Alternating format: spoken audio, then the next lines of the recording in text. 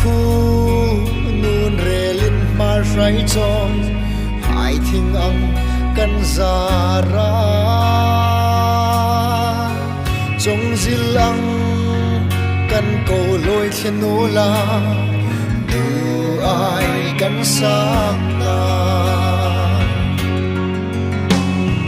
thấy khát cho ya sinh khó về la kan sim kan rel thấy na bol thiên him ai chuai kan to na chiang trâu tai suy lung ru la lên run hai lệ dài tin kan sir na kan mo to thil tha tho nun dan moi tom ngai na lu la nu val run lung lom na asak ming moi hy đi punun moi le tra kan som tei na kan to na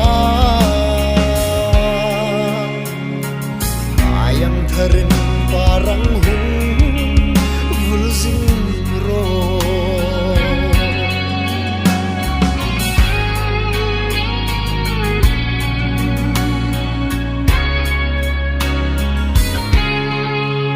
Phak nu le valul hai nun zimo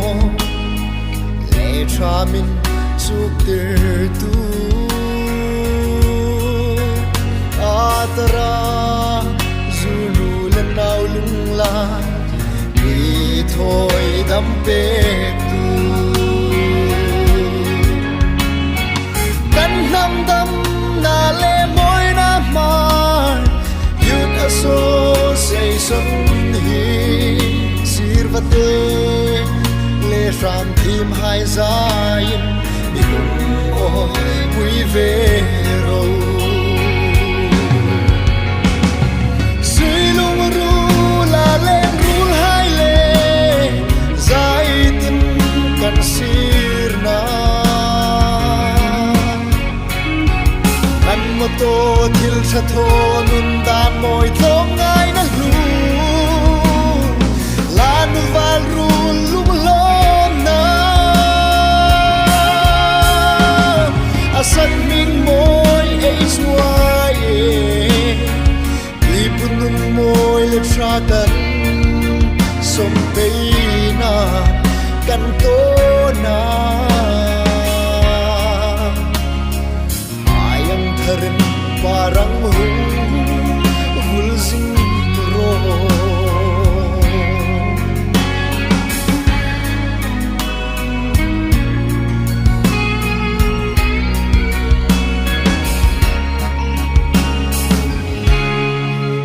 lang kunun le kan sim kan rel na asak ming mo hy ba nam ko san sung le kut lei bi reng nei lo na hi ba shai leng don tui hai to na san ming loi ang thang ma run dung ang sei lam tin sol dam na hung ni hol ro se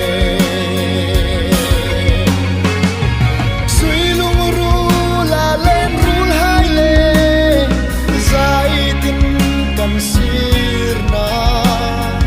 kan mo to thil tha tho nun dan noi thong ngai na lu la nu val run lung lom na asak ming moi hy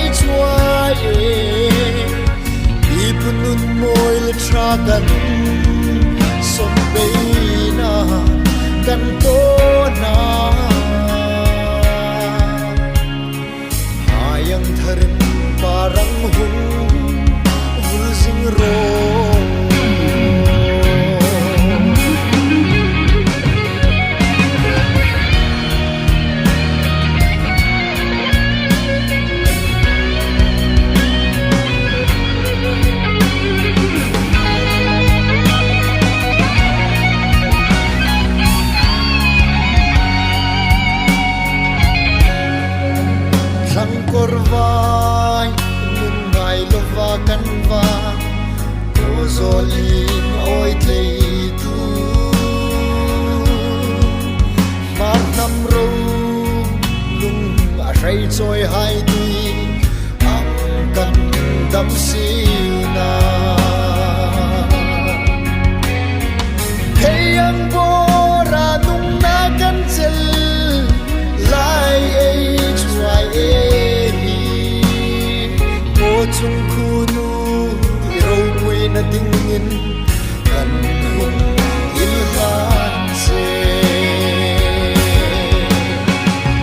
silung ru la len rul hai le zai tin